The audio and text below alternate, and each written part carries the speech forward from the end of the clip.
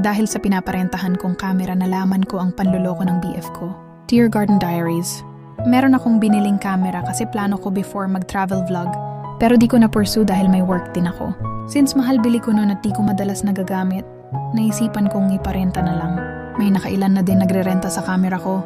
May mga naka-line up na kung sino magre-rent. Pero itong BF ko biglang pinasingit sa pag-reserve ng camera ang office mate niya. Kasi daw nakwento niya doon at ilang araw na lang magta-travel na kaya pinagbigyan ko. Akala ko nga siya hihiram kasi may mandatory leave siya at uuwi ng province.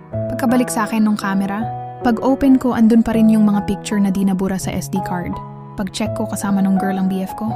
Yung sinabi niyang bakasyon sa province ay bakasyon pala kasama ang babae niya. Kaya nag-message sa akin si BF at gustong mag-explain pero nakikiusap na wag ko daw burahin yung mga pictures. Kasi nagbayad naman daw ng tama yung girl. Tapos di niya makukuha yung mga videos and pictures sa camera ko. Ibibigay ko ba kung alam ko sa mga iyon ng panloloko ng BF ko?